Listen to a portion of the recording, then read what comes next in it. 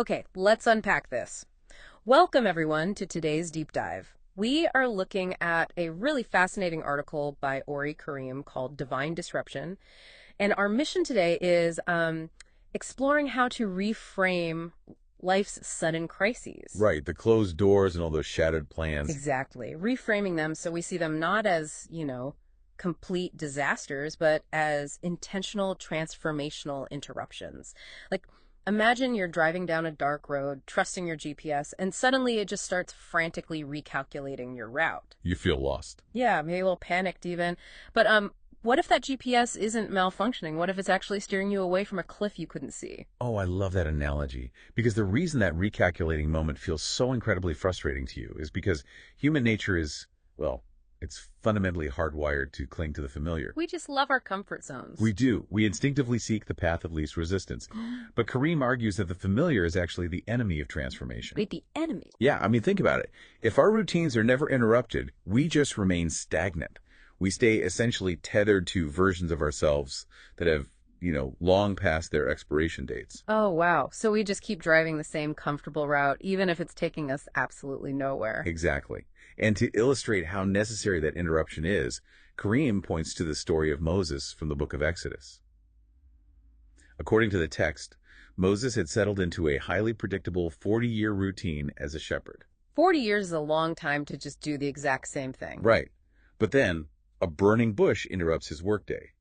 And Karim emphasizes that this disruption was an invitation. An invitation to do what, exactly? Well, if he had ignored that fire and stuck to his planned route, he would have remained a shepherd instead of going on to deliver a whole nation. Okay, sure, but a literal burning bush is pretty hard to miss. But what about when the disruption is just a crushing, silent no to our plans? Like what? Like losing a job unexpectedly or a relationship suddenly ending without any explanation. How do you reframe that?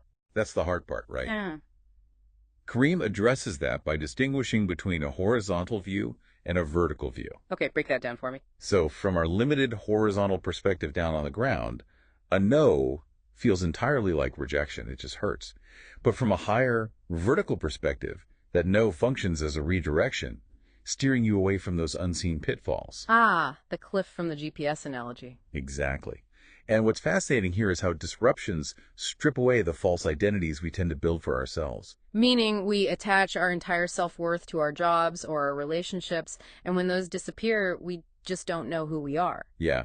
Karim actually writes from his perspectives as a restoration coach, and he compares this specific process to a builder gutting a house. He rips out the peeling wallpaper of insecurities and the rotting floorboards of pride to restore the building. So it's not just blind destruction. No, not at all. Yeah. It's chaotic and uncomfortable, sure, but the goal is to create a much stronger foundation. Here's where it gets really interesting. Because that gutting process is so disorienting, Karim offers a practical framework to help you navigate the dust. He calls it the alliteration of grace. Right. Auditing your foundation. Yes. You have to look for the P's. When your life is upended, you ask, what is this disruption protecting you from? What is it preparing you for? Or what purpose is it revealing? And the real value of asking those questions isn't just to make you feel better. Asking them fundamentally shifts your brain's cognitive state. Like getting you out of a rut. Yeah. Instead of sitting in a passive victim mindset where things are just happening to you, asking what you are being prepared for forces your brain into an active problem-solving state. That makes total sense. You move from why me to what now? Karim also uses a color coding metaphor to visualize this, right? He does. He suggests mapping out the blues of past sorrows, the reds of trials, and the golds of triumphs. And when you analyze your own history, you usually see how those different elements were woven together into a deliberate pattern. So if you are currently stuck in a waiting period, which is agonizing. It is, that gap between the disruption and whatever your new destination is.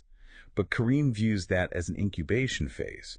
Your life isn't falling apart, it's actively being rearranged for a masterpiece. So what does this all mean? The ultimate takeaway here is that you have to lean into the silence of that waiting period.